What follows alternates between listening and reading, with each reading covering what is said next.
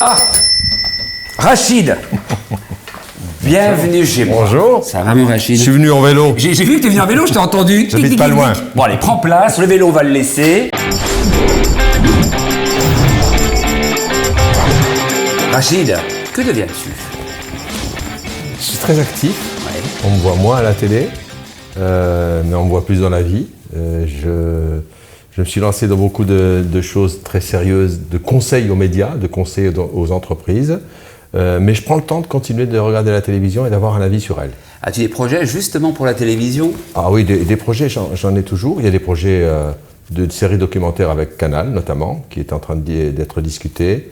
Puis j'ai un projet complètement fou depuis 2 ans qui avance, qui est le projet d'une création d'une chaîne de télévision franco-algérienne sur le modèle d'Arte. Ah, très bien. Donc on y travaille activement. Donc vous travaillez pour l'instant, elle devrait voir le jour d'ici quelques années. On espère, L'objectif, ce serait 2020, 2021? On espère peut-être dans un premier temps commencer par une plateforme numérique pour créer du contenu. Ouais. Et vous connaissez ça. Ouais. Et puis quand on aura suffisamment de contenu, peut-être qu'on pourra créer la chaîne de télévision. C'est bien parti pour. Pas de proposition aujourd'hui éventuellement d'animer des émissions, éventuellement sur une chaîne que l'on connaît tous, une chaîne de la TNT, une chaîne historique? Je me retrouve pas beaucoup dans la télévision d'aujourd'hui, Ouais. sans jouer les vieux imbéciles de retour. L'immédiateté de l'essentiel des chaînes ne me convient pas beaucoup, alors que j'ai travaillé dans le journalisme et dans le journal quotidien. Il y avait une autre forme d'immédiateté. Je me retrouve pas beaucoup. J'ai travaillé pendant 1 an avec beaucoup de plaisir sur CNews, avec Patrick Poivre-d'Arvor pendant toute la période de l'élection présidentielle. On en parlera peut-être on prenait l'émission, s'appelait Plus de recul, parce que justement, c'est peut-être ce qui manque aujourd'hui à la télévision, c'est du recul. Ça tombe bien, maintenant on va passer à une séquence incontournable dans l'interview sans filtre, c'est le portrait digital. Quel est ton rapport aux réseaux sociaux, Rachid? Alors, je suis depuis peu de temps, enfin une bonne année et demie sur Twitter. Ouais. Je suis dans un autre registre sur LinkedIn aussi. Un réseau social pour moi, c'est un outil dont il faut se servir avec parcimonie.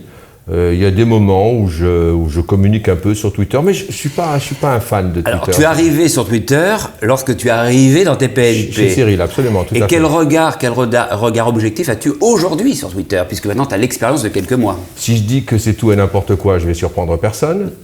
C'est tout et des fois c'est intéressant, mais c'est souvent n'importe quoi. Et je me suis rendu compte que si je ne voulais pas être dans le tout et n'importe quoi, il fallait que je cible mes interventions. Moi, je me suis donné un objectif quand je fais un tweet. C'est que ce soit écrit sans faute de français, que ce soit écrit avec une pensée et que ça ouvre une réflexion, sans aucune prétention de ma part. Et c'est pas très souvent le cas sur Twitter où c'est surtout de la réaction. Et tu accrois à ton téléphone? J'y passe trop de temps à mon avis, oui. C'est-à-dire, en moyenne? En moyenne par jour, Ouais. je dirais une bonne heure, 1 heure et demie par jour. Alors Et malheureusement, on t'a enlevé ton téléphone puisqu'on Oui. voulait voir le fond d'écran. Bah, tu vas nous dire ce qu'il y a au fond de le fond ton d'écran, écran. c'est ma femme, Oh, Sylvie. Sylvie, absolument, tout à fait. Oui. Mais seule ou avec toi? Elle est seule sur ce fond d'écran. Rachid, sais-tu ce que les gens tapent sur Google, ou quelles recherches ils font pour être plus précises, lorsqu'ils tapent Rachid Arabe?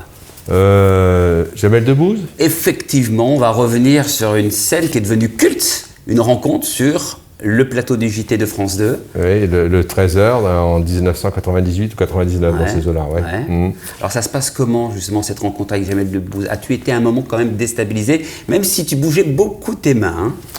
J'ai été déstabilisé, mais le travail d'un présentateur de JT, c'est de ne pas montrer qu'il est déstabilisé. J'ai été déstabilisé parce que je voulais faire une interview classique, normale, d'un jeune comédien, parce qu'il était tout jeune à l'époque. Hein.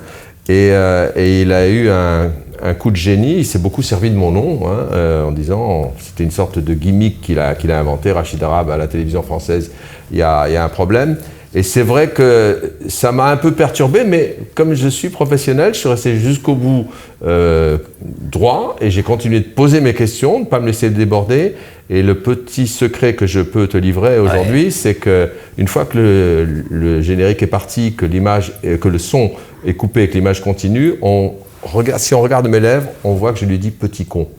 Ah, carrément. Ouais, mais et il l'entend? Est-ce qu'il l'a entendu? Et alors, c'était sa gentil, réaction? c'était gentil. Un petit sourire. Ah, il était content, mais il était content de son coup. Cela dit, j'ai longtemps dit que, j'en ai jamais voulu, bien évidemment, Ouais. mais je dois me rendre compte aujourd'hui, donc plus de 20 ans après, pratiquement, qu'il avait trouvé la bonne formule pour qu'aujourd'hui on en parle encore. Et il y a encore des tas de jeunes qui ne me connaissent que par cette séquence-là. Rachid Arabe, justement, aujourd'hui, ton point de vue sur les minorités visibles à la télévision, tu en penses quoi?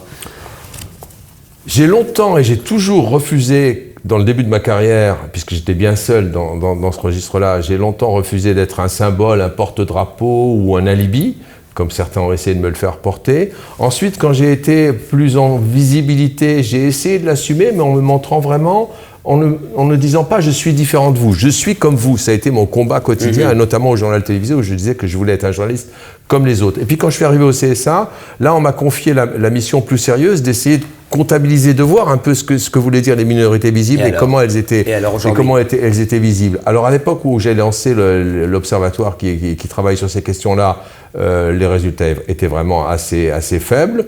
Il y a des améliorations. C'est un dossier compliqué. Deuxième recherche, Carole Gessler, Gessler, que j'embrasse. que tu embrasses. Tu as des nouvelles de Carole? On se parle pas très souvent, mais je l'aime beaucoup. C'est une des journalistes les plus sérieuses que je connaisse. Pendant 2 ans, vous avez présenté le JT sur France 2, de 98 jusqu'à 2000. 2000. Ouais. Quel souvenir gardes-tu de cette aventure? Et quelle aventure? Pour être franc, une première année difficile. Pourquoi? Parce que faire un journal à deux, c'est extrêmement compliqué, même techniquement. C'est compliqué de se répartir véritablement les tâches, surtout sur le journal de 13 heures où les choses vont très vite, où il faut pas trop tergiverser. Et puis une deuxième année quasi idyllique parce on a commencé à mieux se connaître, à bien se comprendre et à bien se répartir les tâches. Donc c'est quelqu'un pour qui j'ai beaucoup d'affection personnelle et pour qui j'ai beaucoup de respect professionnel parce que c'est une fille qui travaille énormément, ce qui n'est pas toujours le cas à la télévision. On continue encore les recherches. Femme, Sylvie. Parle-nous de Sylvie, cette belle Sylvie avec qui tu t'es mariée en 2009. Jeune mariée. Oui, jeune marié. Oui, mais heureusement que tu as la bague. Imagine que tu enlèves ta bague. L'impression d'avoir toujours vécu avec la même femme. Et pourquoi ça a été Sylvie et pas une autre, tiens? Quel a été le déclic? Quelle était justement cette différence qui a fait la différence? J'étais convaincu dans mon enfance que la femme de ma vie habitait dans l'hémisphère sud. J'étais convaincu qu'elle habitait en Australie. Et puis je me suis rendu compte, après avoir rencontré Sylvie, qu'elle est née à Madagascar, donc elle est née dans l'hémisphère sud. Et puis voilà, ma préscience de mon adolescence et de mon enfance s'est réalisée. C'est la femme de ta vie. Oui. Très amoureux. Très. Encore plus qu'avant. Toujours autant. C'est pas une question de quantité à nouveau, c'est une question de qualité. Tu es aussi le beau-père de Ilona, chanteuse qui a marqué. Faut pas trop le dire. Mais pourquoi faut pas trop le dire? Mais parce qu'elle a mis des années à s'en sortir. Elle a mis des années à s'en sortir. De quoi? S'en sortir de quoi? D'avoir fait un tube? Un monde parfait? Je suis désolé Ilona si tu m'entends, mais je vais révéler quelque chose.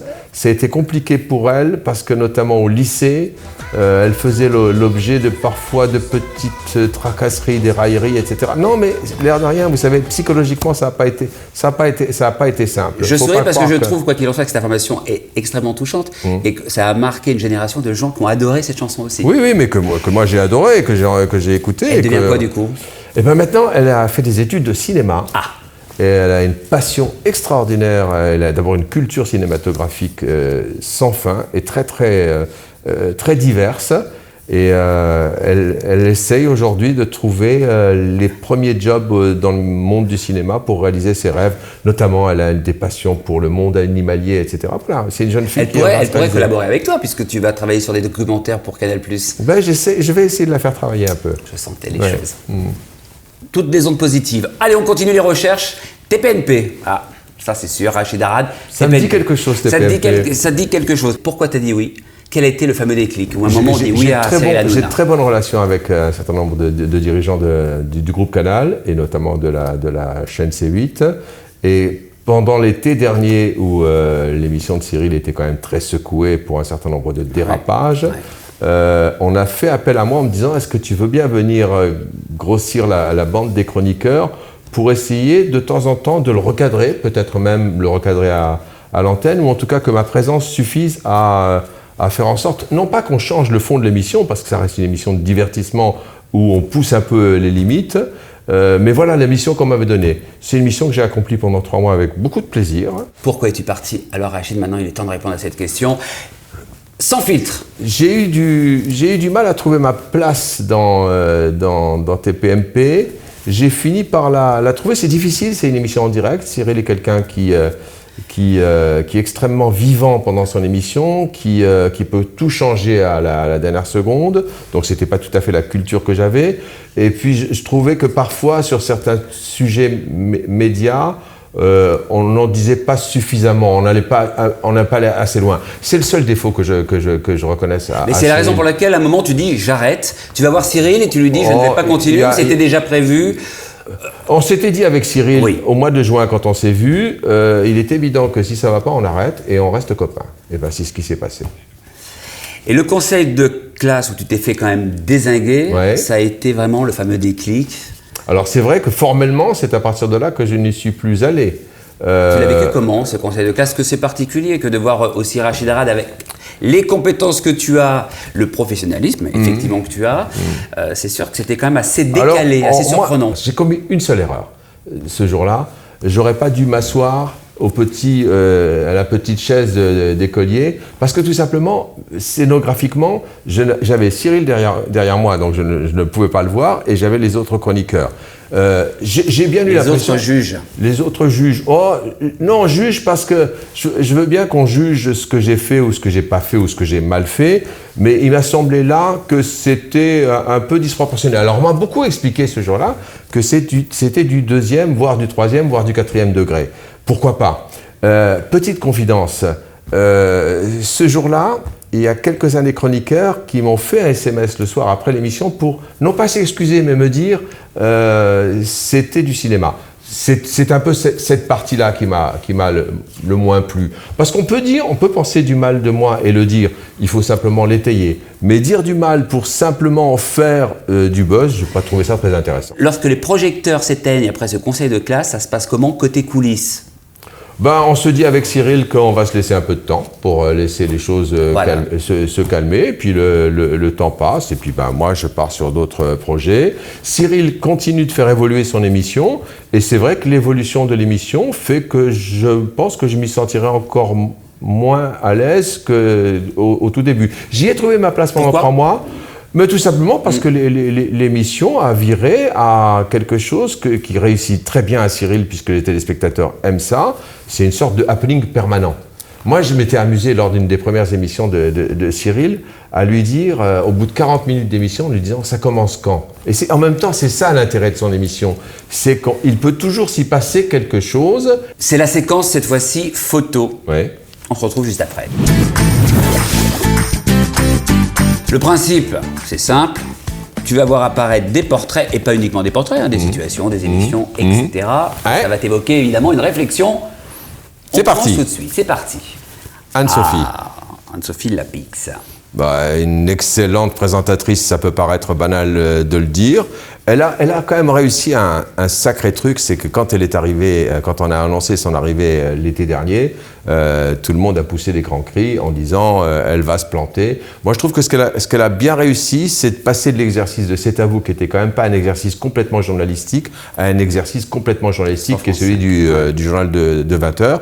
Et puis le vrai verdict, c'est les téléspectateurs. Et ça elle a gagné beaucoup de téléspectateurs. Se passe Donc bien. on a beau penser tout ce qu'on veut d'elle, elle fait bien son boulot et les gens le remarquent. Tu as trouvé légitime le départ de Pujadas après 15 ou 16 ans de loyaux et bons services au sein de France Télévisions? Pour avoir moi-même été souvent éjecté à la télévision, je sais que c'est la règle. Qu'il y a un moment où tu fatigues tes chefs, tu fatigues les téléspectateurs et qu'il faut que la roue tourne. Ça, c'est très important parce que je pense que ce qui m'a toujours protégé dans ma carrière, c'est que je me suis jamais senti propriétaire du siège sur lequel j'étais assis. La précarité de vos milieux. Photo suivante.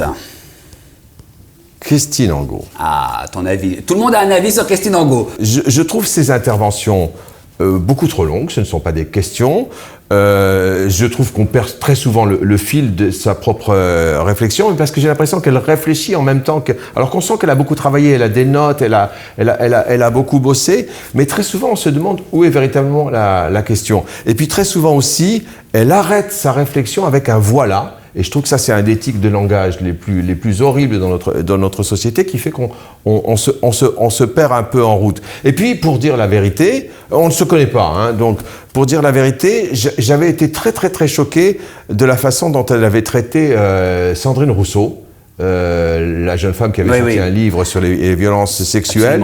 Et c'était pas tellement la façon dont elle l'avait traité, mais elle a été amenée ensuite, Christine Angot, à traiter ces mêmes questions-là qui sont devenues beaucoup plus à la mode. Ensuite, elle les a traitées d'une façon différente. Donc, j'ai l'impression qu'on a un peu du mal à la suivre. Demain, Laurent Ruquier t'appelle pour te proposer d'être chroniqueur dans son émission. Quelle serait ta réponse? C'est pas mon genre. C'est pas mon genre, avec tout le respect que je dois et à Laurent et à l'émission. Je pense qu'il faut des personnalités extrêmement clivantes. La difficulté de cette émission, c'est qu'il y a eu des duos qui ont plutôt bien fonctionné. Et moi, ce qui m'a étonné cette année, c'est que je n'ai jamais vu Yann Moix et Christine Angot pas d'accord. Au contraire même, on a très souvent vu Yann Moix voler au secours de Christine Angot ou Christine Angot voler au secours de Yann Moix. Photo suivante. Oh. Non, mais heureusement, Christine Kelly. Ah. Christine Kelly, avec qui j'ai travaillé 4 ans au CSA, tout à fait, ouais. Et qui aujourd'hui, d'ailleurs, ça c'est sur le plateau de TPMP. Hein. Aujourd'hui, elle est chroniqueuse. Chroniqueuse dans l'émission TPMP. On a, pour être franc, pas du tout le même itinéraire. Non. Alors, pas du tout le même itinéraire. Moi, je suis issu de la génération des grands reporters qui sont devenus présentateurs, rédacteurs en chef, etc. Christine a suivi, par son plus jeune âge, a suivi une autre filière, très, très rapidement présentatrice sur LCI, etc. J'avoue qu'on a très peu de choses en commun. Tu la trouves comment dans l'émission? Pas à sa place. Pas à sa place, pourquoi? C'est-à-dire que... Mais c'est difficile de trouver sa place dans cette émission-là. Mais pas à sa place, pourquoi? Puisqu'elle a un parcours différent du tien, mais il y a un point commun, évidemment. C'est difficile parce que quand vous avez le rôle dans TPMP de devoir apporter un peu de fond de temps en temps, vous avez très peu de temps pour le faire. Et donc, elle n'arrive pas, à mon avis, à trouver sa place. Elle serait pas mal dans On n'est pas couché, hein. Je ne crois pas non plus. Je crois que ça nécessite vraiment des tempéraments très différents. Très différents. Photo suivante. Ah, la belle Nabila. J'ai un peu de peine pour elle, pour dire la vérité. Ah, pourquoi? Parce que j'ai l'impression que on lui fait jouer un rôle et que des fois elle rentre complètement dedans. Mais c'est toute... J'ai parlé tout à l'heure de l'immédiateté qui ne me convenait plus dans le monde audiovisuel d'aujourd'hui. Et ce côté, de même que quand on dit, ça m'énerve beaucoup, on dit c'est une star. Non, c'est pas une star de télé-réalité. C'est une vedette. Oui, mais pour non, le parce public, que star veut dire autre chose. Pour eux, mais je suis d'accord avec ce que tu dis, je suis complètement d'accord dans ce que tu dis. Mais pour le jeune public, c'est une star. Oui, mais c'est une star qui est censée, ou une vedette qui est censée illustrer un certain manque d'intelligence. Et je trouve que ça, c'est quand même assez désagréable pour la personne. Eh bien, ça tombe bien, sans transition, on parle de la télé-réalité, ton regard, ou plus précisément la réflexion de notre ami Rachid sur la télé-réalité. Je me suis toujours battu contre la notion même de télé-réalité. Je trouve que c'est un mensonge. La télé-réalité n'est pas de la réalité, c'est de la télé. Je ne sais pas si vous suivez bien mon raisonnement. C'est même carrément de l'escroquerie. Je m'étais même battu quand j'étais au CSA pour qu'on change l'intitulé et qu'on dise que c'est de la télé dite de réalité. Je pense que la première des je ne dirais pas escroquerie, mais des malfaçons, c'est de dire que ça ne représente pas la réalité. Et c'est le problème par rapport aux jeunes dont vous parliez, des jeunes que je connais. Moi, je vis sous un toit où il y a des jeunes adultes aujourd'hui. Cette télé-là ne leur représente pas la réalité du monde. Prochaine séquence, filtre ou sans filtre? Si tu ne veux pas répondre à une question, tu me dis filtre. C'est maintenant que tu me le dis. C'est maintenant. Ah, parce que tu voulais ne pas répondre parce que jusqu'à présent... Non, je m'en fiche. Rachid, tu vas lire la première question et surtout y répondre. Pourrais-tu animer à nouveau un JT? Je ne crois pas que dans le format des JT d'aujourd'hui, je me sentirais à l'aise. Et puis peut-être aussi parce que le temps fait que l'énergie qu'il faut consacrer tous les jours à un journal télévisé, j'ai pas envie forcément de la consacrer à ça. Mon énergie, je la consacre à d'autres idées. Mais si si le JT pouvait être d'une facture un peu différente de ce qui est fait, peut-être que je dirais oui. Mais c'est bien la preuve que c'est pas possible, puisqu'aujourd'hui les JT sont formatés de telle façon. On t'a pas sollicité pour présenter un journal sur aucune des chaînes, même de la TNT comprise. Question suivante. Que penses-tu du grand JT des faits divers de Gilles Verdez? Je souris, non, parce que je prends le temps de lire cette question. Alors, ça t'inspire une réflexion? Je ne l'ai vu qu'une fois, j'ai vu la première. Alors? Et je ne l'ai plus vu depuis. Et je pense que c'est une très bonne réponse. Question suivante. T'as vu, je ne relance pas. Hein. Non, mais la réponse était claire. Le tournage de Koh-Lanta interrompu suite aux accusations d'agression sexuelle. As-tu une réflexion? Si TF1 avait attendu de savoir si dans le dossier il y avait quelque chose de lourd pour décider, ça aurait été bien. Mais en même temps, il y a une telle pression qu'on ne voyait pas TF1 prendre une autre décision. J'avais demandé s'ils avaient une bonne décision, s'ils avaient pris une bonne décision. Donc selon toi, quoi qu'il en soit, moi je trouve que par précaution, ils ont bien fait. Ils ont bien fait. Question suivante. Quelles sont les qualités de Cyril Hanouna? Il a été là au bon moment, c'est-à-dire qu'il y a toute une génération d'animateurs qui est maintenant trop marquée, qui n'a pas su sortir, faire des choses nouvelles. Ce que De Chavannes avait su faire avec Ciel Montmardi, d'une certaine façon, Cyril a su le faire avec Touche pas à mon poste, c'est-à-dire pousser les murs un peu différemment. Ça, c'est sa première qualité. Il est parfois, et c'est une qualité et un défaut totalement incontrôlable. C'est-à-dire que moi, je l'ai vu regarder faire l'émission des fois, et je dois dire que je lui ai dit, même un jour à l'antenne, j'ai dit, je suis un peu au spectacle là. Et je le regardais en me disant à quel moment il va partir. Et puis surtout, et ça c'est et une qualité et un défaut, je crois que lui-même, au tout début de l'émission, il ne sait pas exactement comment il va démarrer. Et qu'il suffit de rien, quelqu'un qui rigole dans le public ou une chanteuse qui lui a plu ou qui lui a pas plu pour que son émission prenne un tour différent. Mais sa qualité première, je crois, c'est qu'il essaie de ressembler à l'être qu'il est. C'est-à-dire, je pense qu'il y a une vraie forme de générosité. Ses défauts. Regarde, quels sont les défauts de Cyril Hanouna? Ça va pas être un scoop. Puisque là aussi, je le lui ai dit, mais je vais le redire ici, le défaut principal de Cyril Hanouna, c'est qu'il ne répond pas aux messages qu'on lui laisse. Quel est le dernier message que tu as laissé, auquel il ne t'a pas répondu? Il doit remonter à l'automne dernier. C'était « On se parle bientôt ». Depuis l'automne, c'est pas mal quand même. Mais quel automne? Peut-être automne dans 1 an ou 2 ans, il donnera des nouveaux. Donc, lui qui est accro à son téléphone, je lui redis, Cyril, un SMS. Non, en fait, Cyril, il répond aux SMS quand il en a envie. Et quand il ne répond pas, c'est une forme de réponse. C'est une forme de réponse. Donc, tu as un message à lui faire passer, puisque tu étais parti pour lui faire passer un message, en regardant cette jolie caméra qui est cachée dans mon studio. Cyril, regarde tes SMS. Mais ça veut dire que vous ne parlez plus? Il n'y a plus de contact entre vous? On ne s'est pas parlé depuis un moment, tout à fait. Mais Cyril est très très irrégulier en tout cas, avec moi, je veux dire, même quand je faisais l'émission, on ne se parlait pas tous les jours. Il y a chez Cyril une forme de respect excessif de ma personne qui fait que de temps en temps, tu l'impressionnes, je pense. Tu l'impressionnes. Donc le message que tu as à lui faire passer, c'est regarde tes SMS. Regarde tes archives. Rachid, si tu voyais Cyril, tu lui parlerais de quoi? Vraiment, tiens, ça c'est une question qui a son sens. Je lui demanderais s'il est content de l'évolution de son émission, parce que c'est après tout son avis qui est intéressant, de savoir si ce qu'il a fait depuis décembre, etc., où il est à l'évidence repassé devant Quotidien, même si je pense que la lutte entre les deux est totalement factice, que c'est vraiment, on compare des pommes et des poires. Je lui demanderai s'il est content de la façon dont il a fait évoluer son émission et de la façon dont il a réussi ou pas à régler les reproches qu'on lui faisait il y a 1 an exactement. Et selon toi? Je pense qu'il en a réglé une partie. Il fait plus attention de ne... Parce que très souvent, l'émission TPMP, avant mon arrivée, avait tendance à parfois à humilier certains sans s'en rendre compte souvent, au nom du fameux 1er ou 2e degré. Et j'ai le sentiment qu'il est un peu plus attentif à ça aujourd'hui. Mais du coup, votre relation aujourd'hui, elle en est où? Puisque tu n'as plus de nouvelles de Cyril. Vous êtes fâché ou pas? On n'est pas fâché du tout. Pas parti en mauvais termes. Pas parti en mauvais termes. Enfin, je lui ai dit ce que j'avais à lui dire. Oui. Et ça, c'est la notion même d'amitié, c'est de se dire les choses. Hein. C'est de ne pas laisser ça sous le tapis. J'ai parlé très régulièrement avec son producteur. Je parle avec... mais pas avec Cyril.